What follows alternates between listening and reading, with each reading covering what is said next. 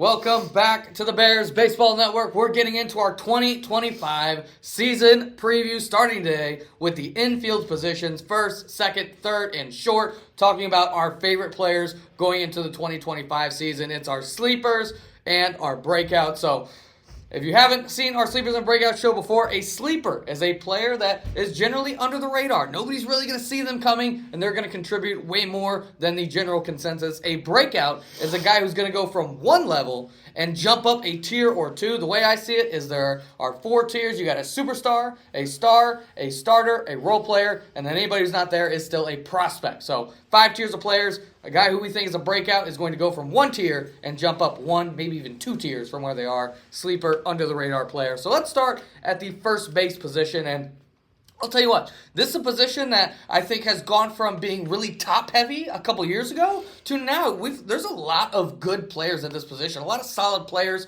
and a lot of guys to choose from here. So let's go ahead and jump right into it, starting with our sleepers at the first base position. And Bernie, I want to start with you here. Again, a lot of guys I like in this position, a lot of different types of players. Who's your sleeper here, Bernie, at the first base position?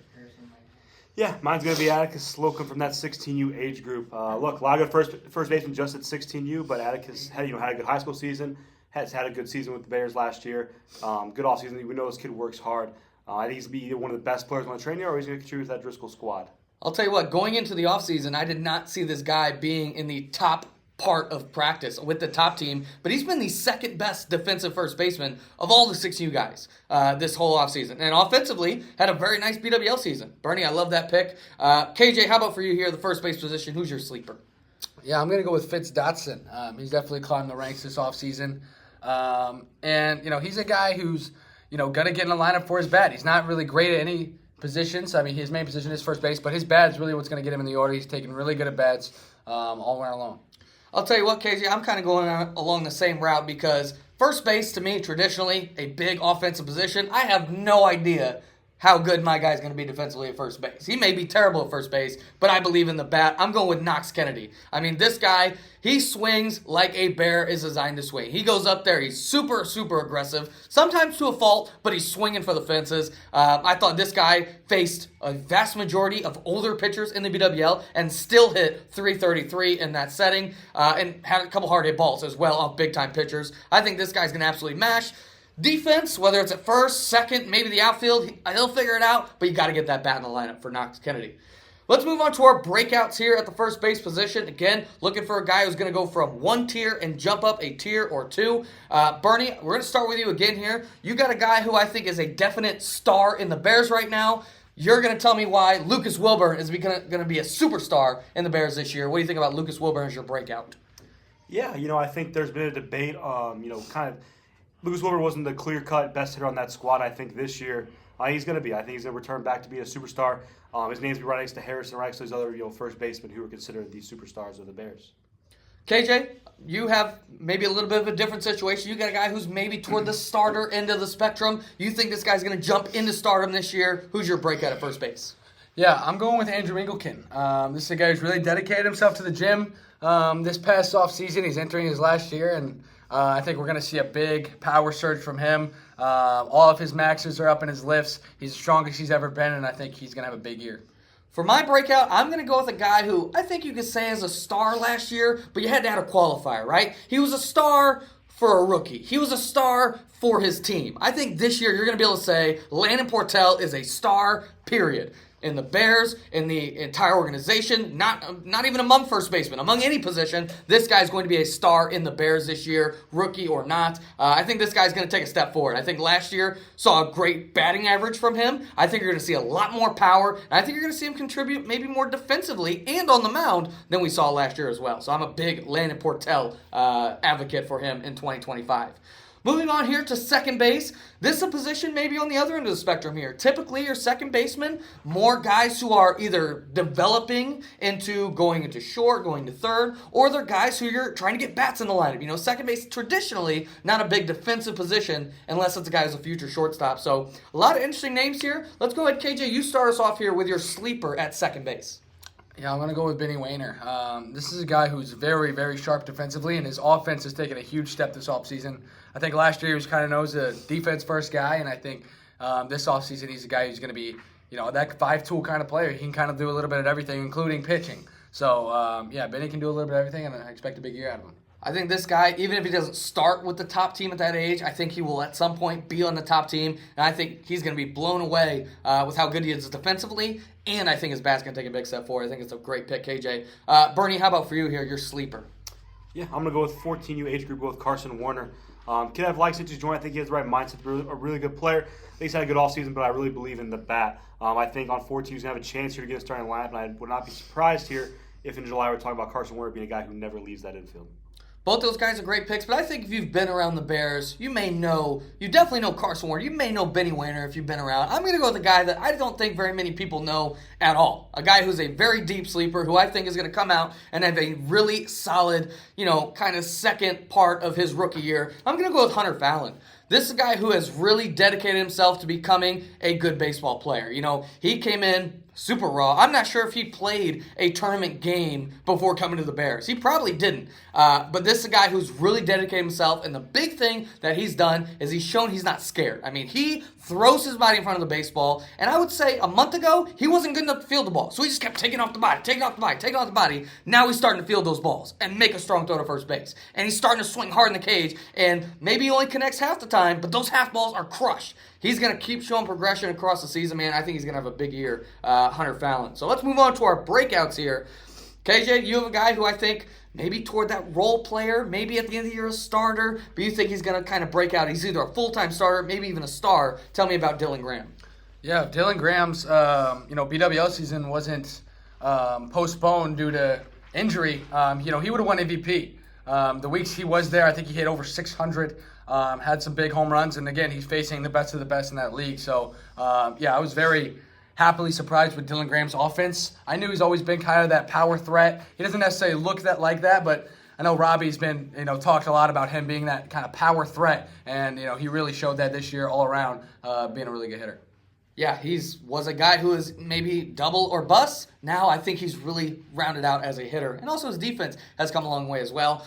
Bernie, you got a guy who was a surefire starter last year in 2024. You're telling me this guy's going to be a star or superstar going into 2025. Tell me about Kenny Douglas.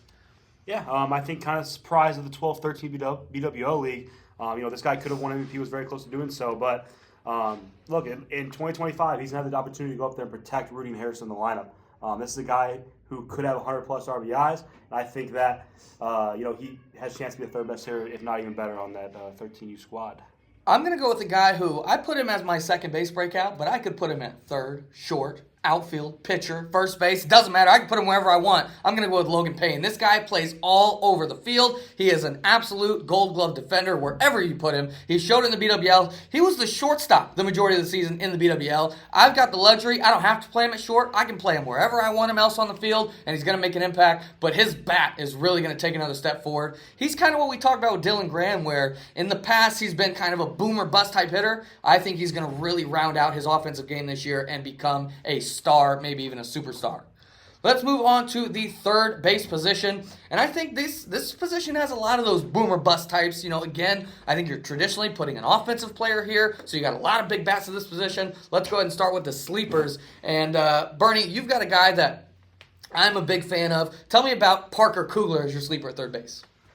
Yeah, immediately when this kid joined last fall, big body, big kid, that I think has a lot of power potential. I think that first off season here, he's kind of able to hone that in a little bit. And I don't know if he's actually going to start in that Floyd squad on Bell, whatever team he's on. But he's on that Floyd team, man. His bat's going to make him play enough to where even if it's not third base, because I know the star on that team is really good as well, he's going to get plenty of bats even if he's playing in the outfield. KJ, how about for you, your third base sleeper here? Yeah, I'm going to go with Aiden Page. I think we've talked a lot about this guy as a big-time pitcher.